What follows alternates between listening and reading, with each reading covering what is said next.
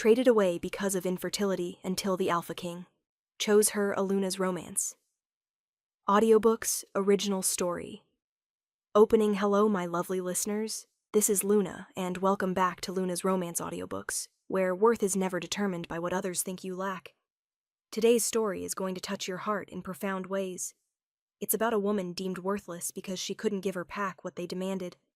It's about being discarded, devalued, and broken, only to discover that the right person sees your true worth. This is Traded Away Because of Infertility, until the Alpha King chose her. So settle in with something comforting, and let me tell you about a woman who learned that her value was never tied to her womb, and the king who loved her exactly as she was. Let's begin. Prologue. The trading ceremony was held at dawn. Appropriate, I thought bitterly, since it marked the death of my old life and the beginning of whatever came next. I stood in the center of the pack hall, chin held high despite the shame burning through me. Around me, wolves whispered, some pitying, most disgusted. Can't believe Alpha Marcus kept her this long. 5 years of trying, not a single pregnancy. She's useless. My cousin's Omega got pregnant on the first heat. This one must be defective. Defective. The word had haunted me for 3 years, ever since the pack doctor confirmed what I'd suspected. I was infertile. My womb was scarred from an illness in my teens, incapable of carrying a child. For most wolves, this would be sad, but manageable. But for an Omega? For the Luna of a pack? It was unforgivable. Nora. My mate, ex-mate, Marcus stood before me, his expression cold. By the laws of our pack and the old traditions, I hereby dissolve our bond. You have failed in your primary duty as Luna. You cannot provide heirs. Therefore, you are released from this pack and will be traded to whichever Alpha will take you. The formal words struck like physical blows. We'd been together since we were 18. I'd loved him completely, planned our future, dreamed of the family we'd have, and now he was throwing me away like garbage. I, Marcus Stone, Alpha of the Redwood Pack, reject you, Nora Chase, as my mate and Luna. The bond snapped. I fell to my knees, the pain of rejection combining with the old grief of my infertility. My wolf howled in agony, already weakened by years of pack disappointment. Do you accept? Marcus asked, his voice flat. I looked up at him, this man I'd loved, who'd promised to love me forever. His eyes held no warmth, no regret, just cold dismissal. I accept, I whispered. The pack erupted in murmurs. Marcus gestured to the visiting alphas who'd come for the trading ceremony. As agreed, Nora will be given to whichever pack offers the best trade. She's strong, educated, and capable. Her infertility is her only flaw. Her only flaw. As if my entire worth as a person had been reduced to my broken womb. The alphas looked me over like livestock. I'll offer 10 sheep, one said. She could work in the kitchens. 15 sheep and a breeding cow, another countered. We need help in the fields. They were trading me for animals. I was worth livestock to them. Tears burned behind my eyes, but I refused to let them fall. Refused to give these wolves the satisfaction of seeing me break. 20 sheep, 2 cows, and a bull, a third alpha said. We're always short on help. Marcus nodded, ready to accept. I'll give you 1,000 gold pieces. The voice cut through the hall like a blade, deep, commanding, absolute. Everyone turned. A man stood in the doorway. No, not a man. An alpha. The kind of alpha that made other alphas bow. He was massive, well over 6 feet of pure muscle, wrapped in expensive black clothing. Dark hair swept back from a face that could have been carved from marble, all sharp angles and harsh beauty. But it was his eyes that stole my breath. Gold. Pure, molten gold that seemed to glow in the morning light. Power radiated from him in waves so intense, the other alphas instinctively stepped back. Who are you? Marcus demanded, though his voice held uncertainty. Cassian Nightborn, Alpha King of the Northern Territories. His golden eyes swept the room, landing on me. And I'm here to purchase the Omega. Alpha King! The room exploded in shocked whispers. Everyone knew of Cassian Nightborn, the most powerful alpha in 5 territories. Ruthless in battle, brilliant in strategy, and notoriously unmated. What was he doing here? Your Majesty. Marcus bowed hastily. I didn't know you were coming. The Omega is, as you heard, infertile. I wouldn't want to cheat you. Did I ask for an explanation of her medical history? Cassian's voice was cold. I made an offer. 1,000 gold. Do you accept, or shall I take my money elsewhere? 1,000 gold was a fortune. More than the entire Redwood pack made in a year. Marcus's greed won over his confusion. I accept. She's yours, Your Majesty. Just like that, I'd been sold. To a king I'd never met, for reasons I couldn't fathom. Cassian moved toward me, his footsteps echoing in the silent hall. He stopped directly in front of me, looking down with those unsettling golden eyes. Can you stand? His voice was gentler than before. I nodded and pushed to my feet, my legs shaking. Good, we're leaving. He turned to Marcus. Send the gold to my territory. If it's short by even a copper, I'll return for what's owed. The threat was clear. Of course, Your Majesty. Cassian's hand settled on my lower back, proprietary, but not forceful. Come. I followed him to a carriage bearing the royal crest. As we pulled away from the only home I'd ever known, I finally let the tears fall. I'm sorry, I whispered, hating how weak I sounded. For what? Cassian's voice was surprisingly gentle. For crying. For being defective. For costing you 1,000 gold when I can't even... Stop! The command made me look up. His golden eyes were intense. You are not defective. You are not worthless. And you will never apologize for your biology again. Understood? I stared at him, confused. Why would a king, who needed heirs more than anyone, buy an infertile Omega? I don't understand, I said. Why did you buy me? You need heirs. Everyone knows the Northern Kingdom has been waiting for you to produce an heir. Why waste a fortune on someone who can't give you children? Because I don't give a damn about heirs. His expression was fierce, and because when I walked into that hall and saw you standing there, strong and proud despite how they'd treated you, I knew. Knew what? That you're mine. His hand found mine, and electricity shot through me. That you're my mate. The world stopped. That's impossible. I just had my bond broken. The bond with him was false, incomplete. This... He pressed my hand to his chest where his heart thundered. This is real. And goddess help me. I felt it. The pull, the recognition, the rightness. No, I breathed. This can't be happening. You're a king. I need my mate. Everything else is negotiable. His golden eyes held mine. I know you're hurting. I know you're scared. But I'm asking you to give this a chance. Give me a chance to prove that your worth has nothing to do with your womb. What if I can't love you back? What if I'm too broken? Then I'll love you enough for both of us until you heal. His thumb stroked over my knuckles. I've been waiting 35 years for my mate, Nora. Now that I've found you, I'm not letting go. I should have been terrified, should have protested, argued, insisted this was madness. But his scent, cedar and winter frost and something wild, wrapped around me like a promise. And my wolf, broken and grieving, stirred with interest for the first time in years. Maybe, just maybe, this was my second chance. Chapter 1. The journey to the Northern Kingdom took 3 days.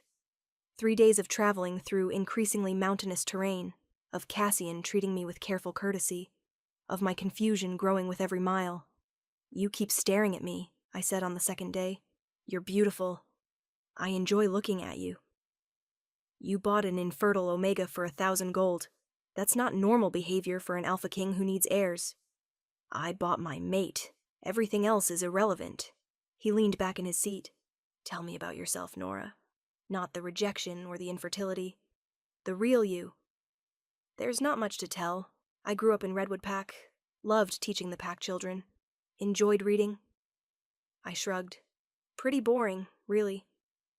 What did you teach? Reading, writing, basic mathematics. The younger pups, mostly. A smile tugged at my lips despite everything. They were sweet, always eager to learn. You miss it. I miss feeling useful. The admission surprised me. For the last 3 years, I've just been existing. A failure as Luna. A disappointment to the Pack. Once they knew I couldn't have children, nothing else I did mattered. Cassian's jaw clenched. That Pack was full of fools. They weren't wrong. An alpha needs heirs. An alpha needs a strong mate, which you are. His golden eyes were intense. Nora, I'm going to keep saying this until you believe it. Your worth is not tied to your fertility. You are valuable because of who you are. Your kindness, your intelligence, your strength. You don't know me well enough to know those things. Then I look forward to learning everything about you. He smiled. We have time, Nora. All the time in the world. That evening, we stopped at an inn. Cassian secured 2 rooms, giving me space despite the mate bond I could feel growing between us. Thank you, I said at my door, for respecting my boundaries. Always. He reached up as if to touch my face, then dropped his hand. Sleep well, Nora. I watched him retreat to his own room, confused by this powerful alpha who treated me like I was precious. We arrived at the Northern Palace the next afternoon. I'd never seen anything so beautiful. Carved from white stone and nestled in the mountains, the palace looked like something from a fairy tale. Towers reached toward the sky, gardens bloomed despite the altitude, and everywhere wolves moved with purpose and pride. This is your home now, Cassian said softly. My home. The words felt foreign. A woman with silver hair and golden eyes, clearly Cassian's mother, rushed out to greet us. You found her, she beamed at me.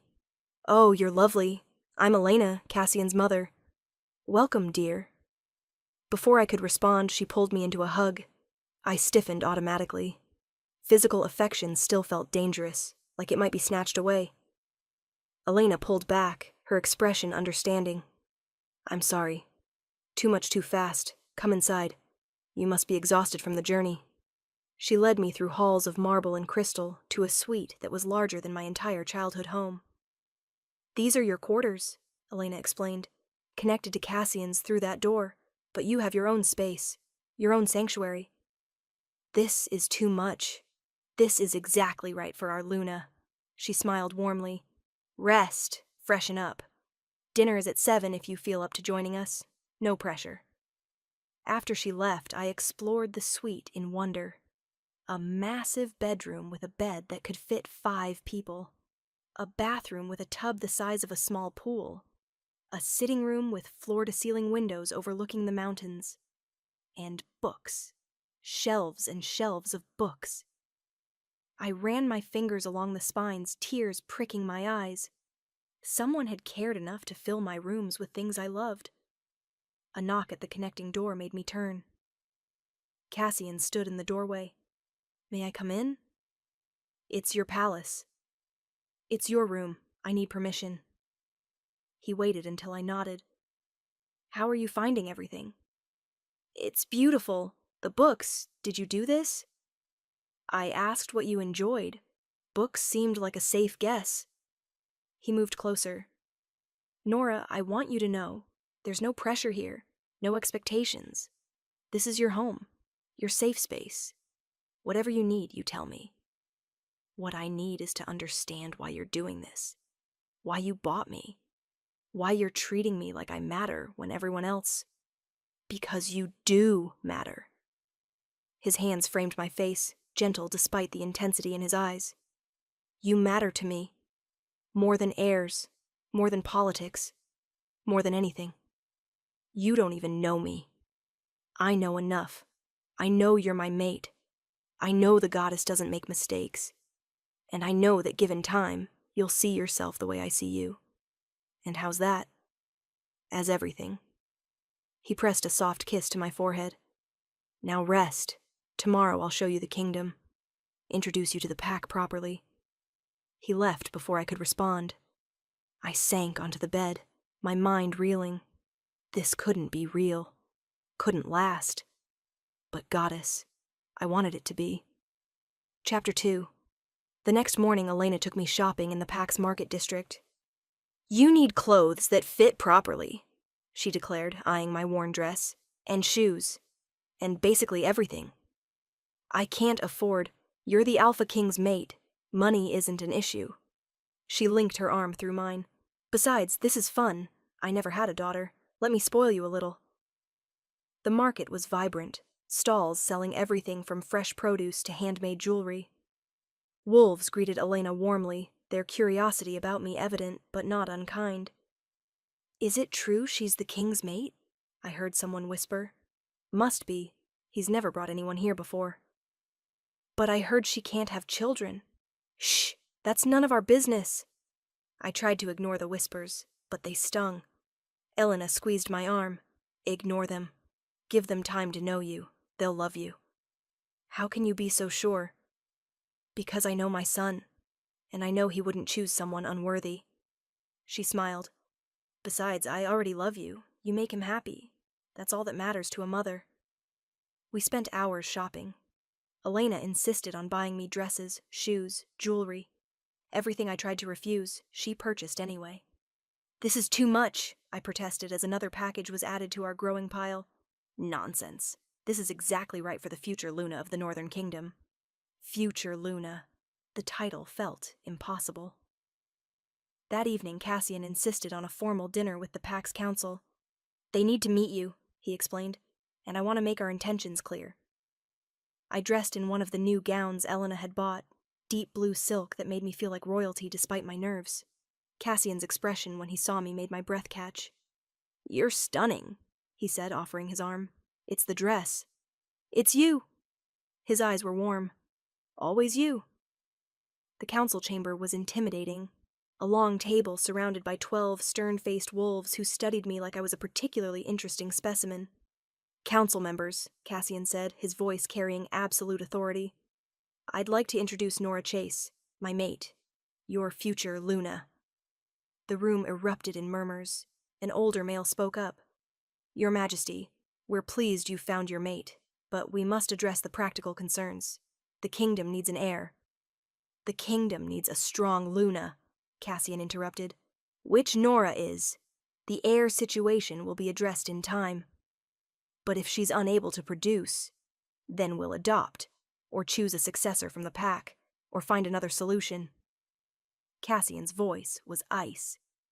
But I will not discuss my mate's fertility, or lack thereof, as if she's not sitting right here. Is that understood? The council member paled. Of course, Your Majesty. My apologies, Luna Nora. I found my voice, though it shook slightly. I understand your concerns. The pack's future is important. But I hope, in time, to prove my worth extends beyond my ability to produce heirs. Well said, an older female council member spoke up.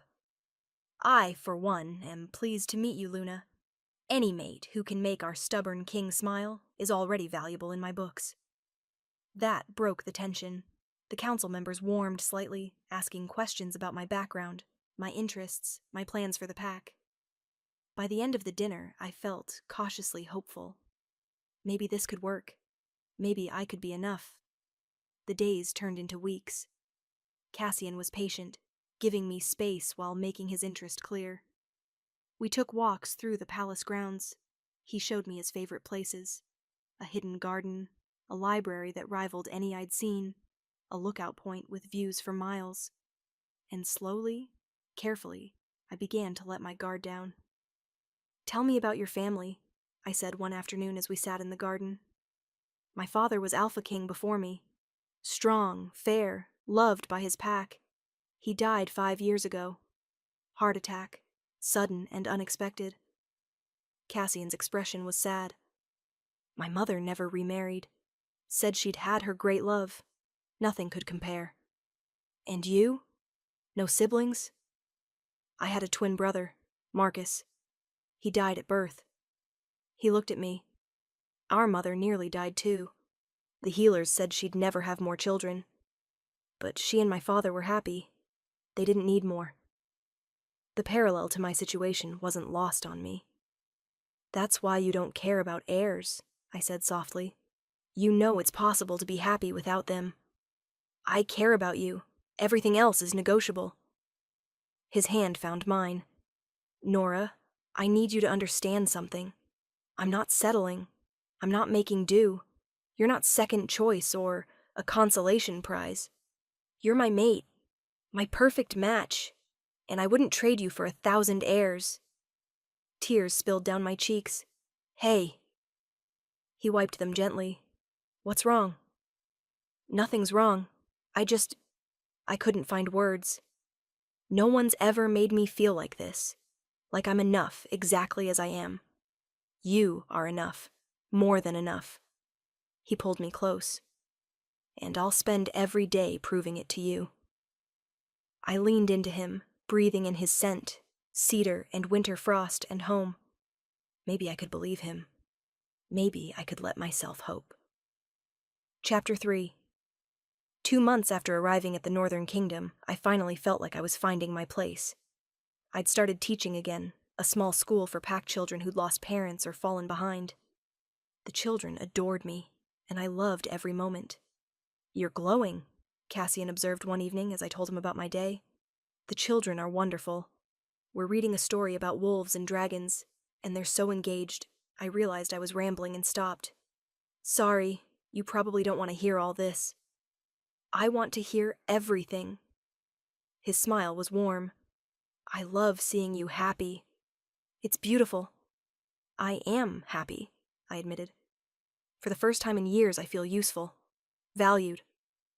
You are valued. By me. By the pack. By everyone who's gotten to know you. He took my hand. Nora, there's something I need to ask you. My heart raced. Okay. The pack wants to formally recognize you as Luna. A traditional ceremony, making it official. He searched my face. How do you feel about that?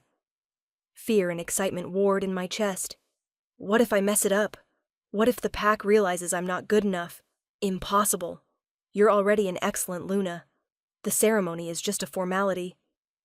His thumb stroked over my knuckles. But if you're not ready, we can wait. I thought about the past 2 months, about the children who ran to hug me, about the council members who'd warmed to my education proposals, about Elena, who treated me like a daughter, about Cassian, who looked at me like I hung the moon. I'm ready, I said. Let's make it official. His smile was brilliant. Yeah? Yes. I want to be your Luna, in every way. He pulled me into his arms, holding me close. I love you, he murmured against my hair. The words made me freeze. He pulled back, concern in his eyes. Too fast? No, I took a breath. I love you too. His expression transformed with joy. Say it again. I love you, Cassian. I've been fighting it because I was scared, but I can't fight it anymore. He kissed me then, deep and claiming and perfect. When we pulled apart, we were both breathless. The ceremony, he said roughly. How soon can we do it? Eager? I've been waiting 2 months to make you officially mine. Yes, I'm eager. I laughed, feeling lighter than I had in years.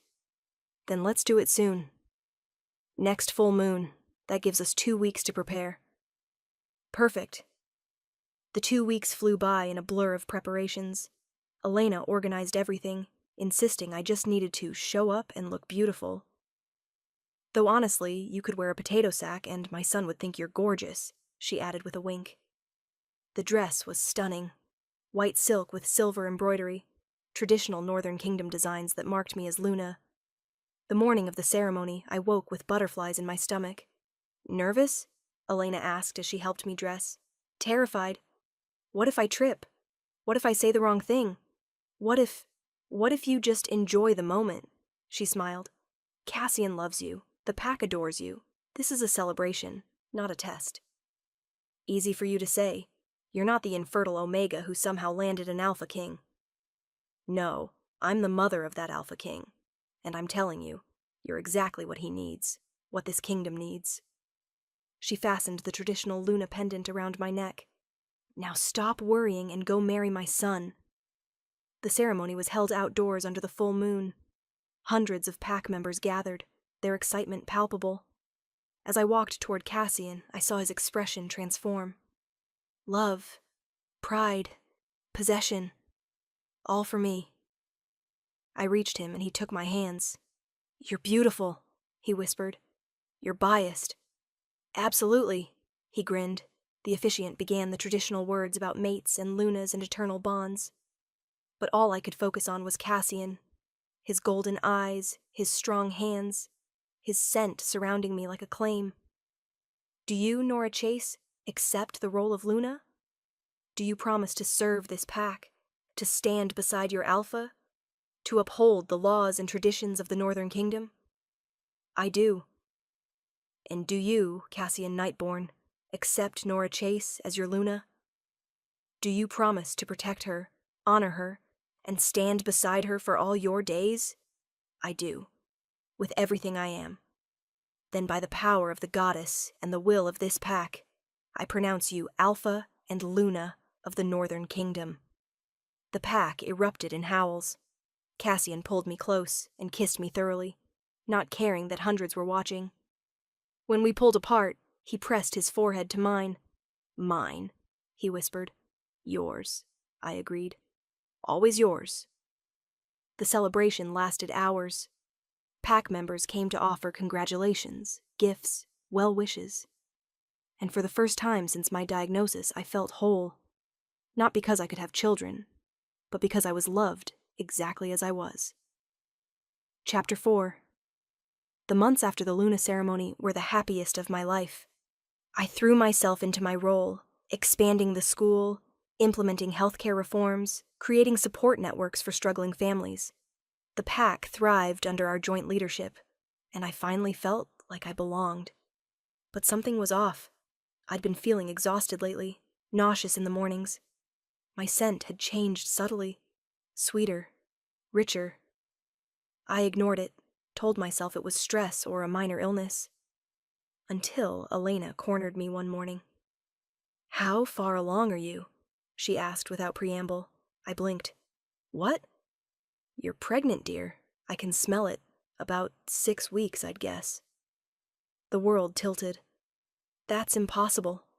I'm infertile. The doctors said, sometimes the mate bond can heal things we thought were permanent. She smiled gently. Especially a bond as strong as yours with Cassian.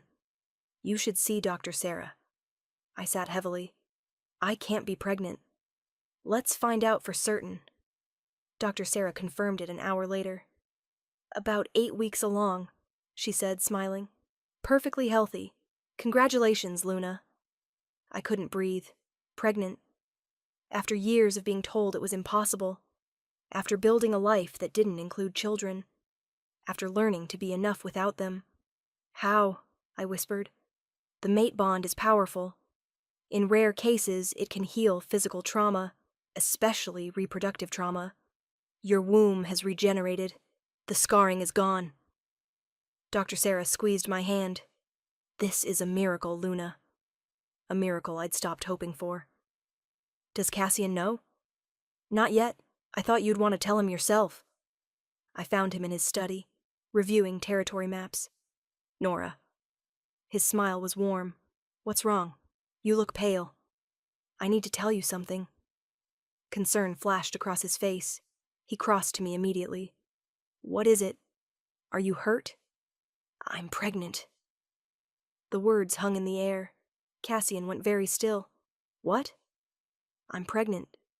8 weeks. The mate bond healed the scarring. Dr. Sarah says it's rare, but possible with a strong bond. I couldn't read his expression. Say something. A baby. His voice was rough. We're having a baby. Are you upset? I know we'd planned to adopt if we wanted children. He cut me off with a kiss that stole my breath. Upset? He pulled back, and I saw tears in his eyes. Nora, I'm thrilled. Not because it solves the air situation. I never cared about that. But because you're getting something you thought you'd lost forever. What if this changes things? What if you wanted me because I couldn't have children? Stop. His hands framed my face. I wanted you because you're you. This doesn't change that. If anything, it makes me love you more for sharing this gift with me. So you're happy? Deliriously. He pulled me close, his hand settling protectively on my still flat stomach. We're having a baby, Nora. Our baby. That evening, we told Elena. Her shriek of joy probably woke half the kingdom. I'm going to be a grandmother. She pulled me into a hug. Oh, this is wonderful. Have you thought about names? We just found out today, Mother, Cassian said, laughing. Never too early to plan. She was already making lists. We'll need to prepare a nursery, and baby clothes. And, Mother, breathe. Cassian grinned. We have 7 months. But I could see his excitement matching hers. And for the first time, I let myself feel joy about the pregnancy, instead of confusion. This was happening. I was going to be a mother. The thing I'd mourned for years was becoming reality. Chapter 5. The pregnancy announcement was made to the kingdom a week later. The pack's reaction was overwhelming. Celebrations, gifts, well wishes from across the territories. Even the council members who'd been skeptical about my infertility celebrated. An heir and a Luna worth following, Gerald, the eldest council member, said. The kingdom is blessed. But not everyone was happy. Word reached us that Marcus had heard about the pregnancy. He's furious, one of our spies reported. Claims you were fertile all along and just needed the right mate. Cassian's jaw clenched. His opinion is irrelevant. Still, I said quietly, it bothers me. He made me feel worthless for years. And now he's going to think he was right about me all along. He wasn't right. The mate bond healed you. Something he could never do because he wasn't truly your mate. Cassian pulled me close. Don't let his poison touch this joy. I tried to follow his advice, but 3 months into the pregnancy, Marcus himself appeared at our borders. He's demanding to see you, the border guard reported. Says he has a right to speak with his former mate. Absolutely not, Cassian said immediately. Let him come, I surprised myself by saying. I want to face him, to show him I've moved on. Nora, please, I need closure. Reluctantly, Cassian agreed. Marcus was brought to the throne room under heavy guard. He looked the same, handsome, arrogant, self-assured. But he no longer affected me. Nora. His eyes went to my swelling belly. I heard the news. Congratulations. Thank you. My voice was cool. I wanted to apologize. For the trading ceremony. For the rejection. I was hasty. You were honest, I interrupted. You showed me exactly who you were. A man who valued women only for what they could produce. And I'm grateful. His expression flickered. Grateful? Yes. Because your rejection led me here, to my true mate, to a man who values me for who I am, not just my womb. I stood, resting my hand on my belly. So thank you, Marcus, for throwing me away. It was the best thing you ever did for me. Nora, please. I made a mistake. We could try again. No. Cassian's voice was ice. You rejected her, traded her. You have no claim here. No rights. And if you ever contact her again, I will consider it an act of war. Marcus paled. Your Majesty, Leave. Now. And be grateful I'm letting you go at all. Guards escorted Marcus out. When they were gone, I collapsed into Cassian's arms, shaking. You were magnificent, he murmured. So strong. I was terrified. Couldn't tell. He kissed my hair. I'm proud of you, Nora. For standing up to him. For not letting him diminish your joy. He doesn't matter anymore. None of them do. I looked up at him. You're my family now. You and this baby. And you're mine. Forever. Chapter 6. The pregnancy continued healthily. At 6 months, Dr. Sarah dropped a bombshell. Twins, she announced, pointing to the ultrasound. 2 heartbeats. Congratulations. I stared at the screen. Twins? Very common in the Nightborn line, Elena said, beaming. Cassian was a twin himself. I know, but I looked at Cassian, who'd gone pale. 2 babies. We're having 2 babies. Apparently. He sat down heavily. That's amazing. And terrifying. That night, alone in our quarters, reality set in. 2 babies, I said, staring at my belly. Cassian, what if I can't do this? What if I'm a terrible mother? Impossible. You're already an amazing Luna. You'll be an amazing mother, too. He pulled me close. Besides, we're doing this together. You're not alone. I'm scared. Me too. But we'll figure it out. One day at a time. The twins were born 3 weeks early. I went into labor during a council meeting, of all things. Cassian? I grabbed his arm. I think it's time. He went from powerful alpha king to panicked father-to-be in seconds. Now? But you're not due. Tell that to the babies. I gritted my teeth through a contraction. Hospital. Now. The labor was long. Brutal. 20 hours of pain that made me question every life choice that had led to this moment.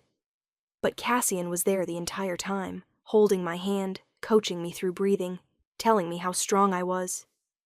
I can't do this, I sobbed during a particularly brutal contraction. Yes, you can. You're the strongest person I know. He kissed my forehead. Just a little more, love. You've got this. Finally, after what felt like forever, Dr. Sarah said the words I'd been desperate to hear. It's time to push. 30 minutes later, our first baby was born. It's a girl, Dr. Sarah announced, placing the tiny, squirming bundle on my chest. I looked down at my daughter. Dark hair, golden eyes, just like her father. Absolutely perfect. She's beautiful, I sobbed. Just like her mother, Cassian said, tears streaming down his face. 10 minutes later, our son followed. And a boy. You have twins, your majesties. A girl and a boy. Cassian cut both cords with shaking hands, then stood staring at our children with such wonder it made my heart ache. We made them, he breathed. We did. They're perfect. They are. He kissed me softly. Thank you. For them. For everything. For being mine. Thank you for loving me when I didn't think I deserved it. Elena burst into the room moments later, already crying. My grandchildren. Oh, let me see them. She cooed over the babies, tears streaming down her face. They're gorgeous. Have you thought about names? Cassian and I exchanged glances. Arya, I said, looking at our daughter. For the girl. And Liam, Cassian added, gazing at our son. For the boy. Arya and Liam Nightborn. Elena beamed. Perfect names for perfect babies. Over the next hours, pack members came to pay their respects to the new heirs. Gerald actually smiled. Well done, Luna. The kingdom is blessed. Even the wolves who doubted me seemed genuinely happy. That night, alone with Cassian and our sleeping twins, I finally let myself feel the full weight of what had happened. 1.5 years ago, I thought my life was over, I said softly. Marcus had traded me away. Everyone said I was worthless because I couldn't have children. And I believed them. And now? Cassian asked, his arm around me. Now I'm Luna of the Northern Kingdom. I have a mate who loves me. And I'm a mother to 2 perfect babies I was told I'd never have. Tears spilled down my cheeks. How did I get this lucky? You didn't get lucky. You got what you deserved all along. Love, respect, a family. He kissed my temple. I'm the lucky one. Finding my mate, having children with her, building a life together. I love you, I whispered. I love you too. All 3 of you. We sat together, watching our children sleep, the mate bond warm and perfect between us.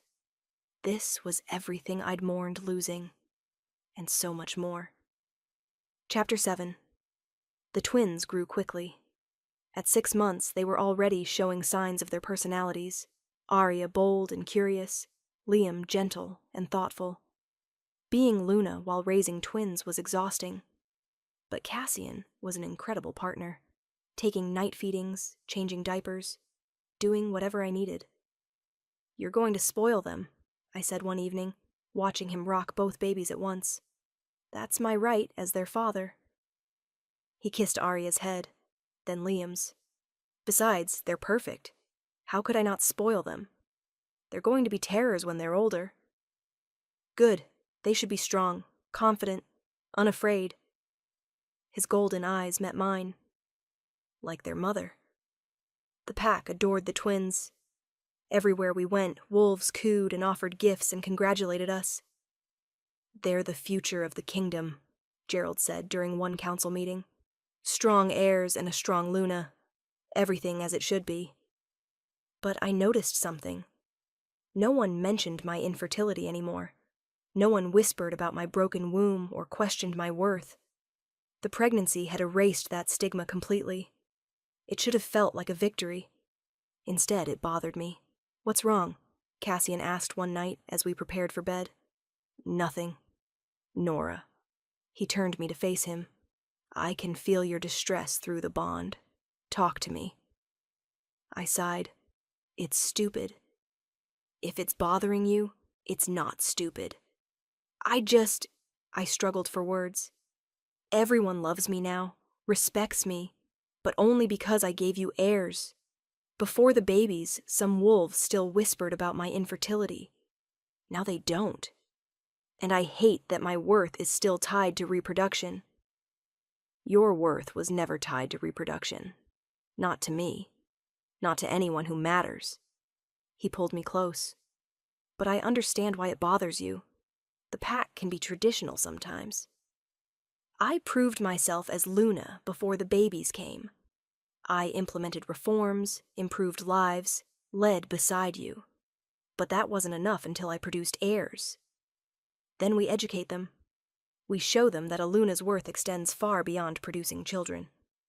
He tilted my chin up. "And we raise our children to know that people have value, regardless of their biology. You always know what to say. I know my mate, and I know when she needs reminding that she's valued for who she is, not what she produces." I kissed him, pouring my gratitude into it. "I love you," I murmured against his lips. "I love you too. Forever." Chapter 8. 3 years later.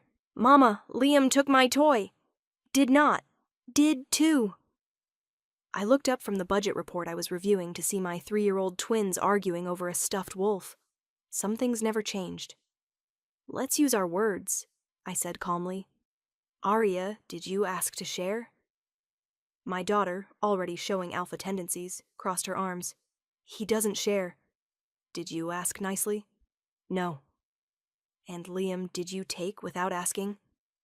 My son's bottom lip wobbled. I wanted to play with it. "I know, sweetheart, but we ask first, remember?" I knelt to their level. "How about you both play together?" "Fine," Arya grumbled, already bossing her brother around. Cassian appeared in the doorway, grinning.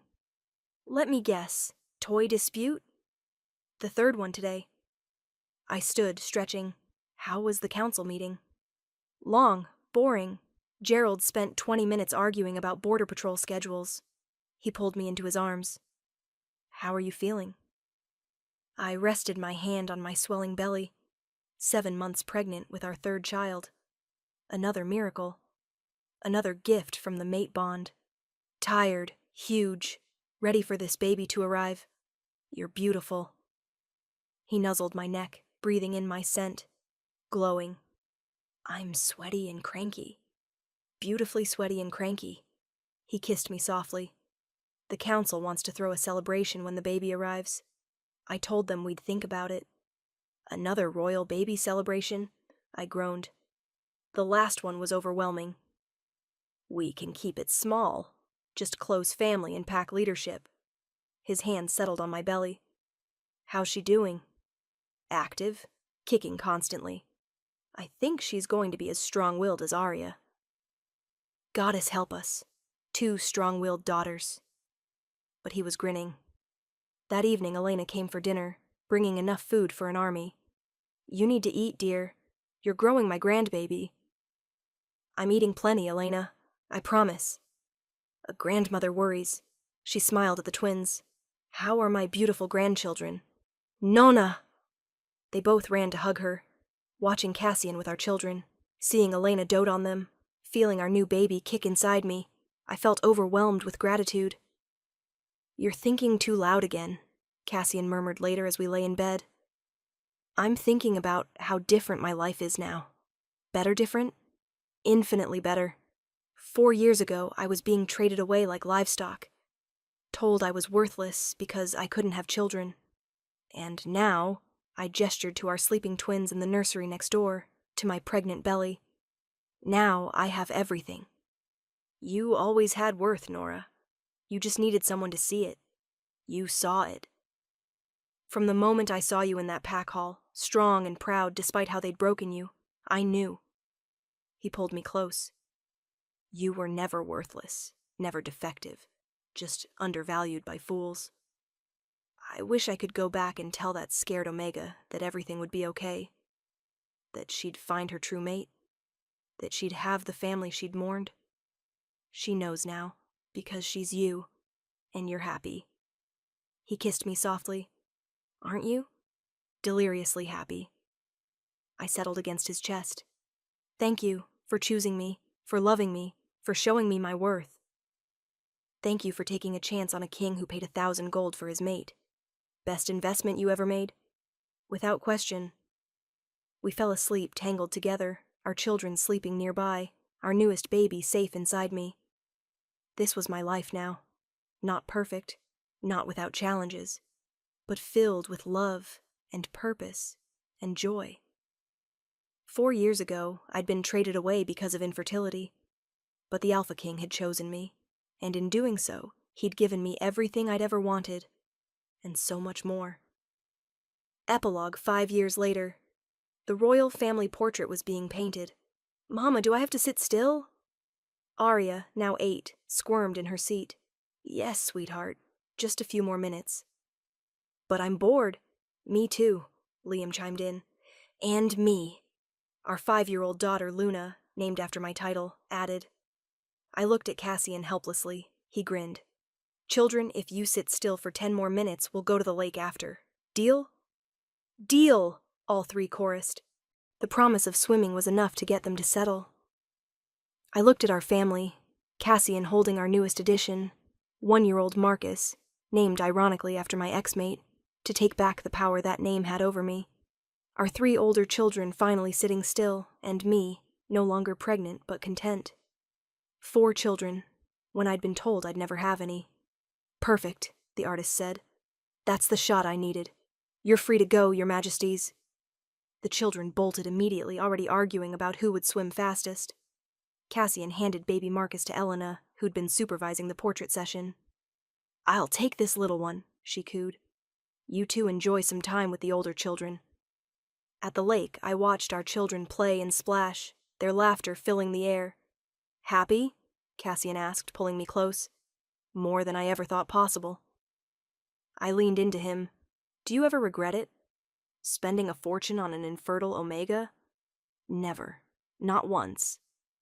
He turned me to face him. You gave me everything, Nora. A partnership, a family, a reason to smile. What's 1,000 gold compared to that? When you put it that way. Besides, you weren't infertile, just waiting for the right mate to heal you. The mate bond is powerful. Love is powerful. He kissed me softly, and I love you more every day. I love you too, even when you spoil the children and undermine my discipline. I have no idea what you're talking about. His grin was unrepentant. Arya ran up, dripping wet. Papa, Mama, watch me dive. We're watching, Tesoro. She dove gracefully, making us both proud. She's going to be a strong alpha one day, Cassian observed. Like her father. Like her mother. He pulled me closer. Thank you, Nora. For everything. For taking a chance on me. For building this life with me. For being mine. Always yours, I agreed. In this life. And everyone after. We watched our children play as the sun set over the northern kingdom, painting everything in gold and orange. I thought about that Omega who'd stood in a pack hall, being traded away because she couldn't provide heirs. She'd thought her life was over. She'd been wrong. It was just beginning. Because the Alpha King had seen her worth when no one else could. Had loved her exactly as she was. Had given her a family beyond her wildest dreams. And together, they'd built a kingdom of love. Closing. And there we have it, my lovely listeners. Nora's incredible journey from being discarded as worthless to discovering she was priceless all along. This story is for anyone who's ever been told they weren't enough. That their value was tied to something they couldn't control. That they were broken, or defective, or less than. You are not your limitations. You are not defined by what others think you lack. Your worth is inherent. It exists simply because you exist. Nora was traded away like she meant nothing. But Cassian saw her worth immediately, not because of what she could give him, but because of who she was. Her kindness, her strength, her resilience. And that's the kind of love we all deserve. The kind that sees us, values us, chooses us exactly as we are. The miracle pregnancy wasn't what made Nora worthy. She was always worthy. It was just a beautiful gift that came after she'd already learned her value. If you loved Nora and Cassian's story, please hit that like button and leave a comment. What was your favorite moment? The trading ceremony confrontation? The surprise pregnancy? That beautiful epilogue with 4 children? I want to hear all your thoughts. And here's a sneak peek at our next tale. Rejected and pregnant. I disappeared, he spent years searching. Oh yes, darlings, we're diving into secret baby romance with a desperate alpha who realizes too late what he lost. What happens when the Omega he rejected returns with his child? Tune in next time to find out. Until then, this is Luna, reminding you that your worth is inherent. You don't have to earn it. You don't have to prove it. You just have to find someone who sees it, and more importantly, see it in yourself. Sweet dreams and worthy listening, my loves.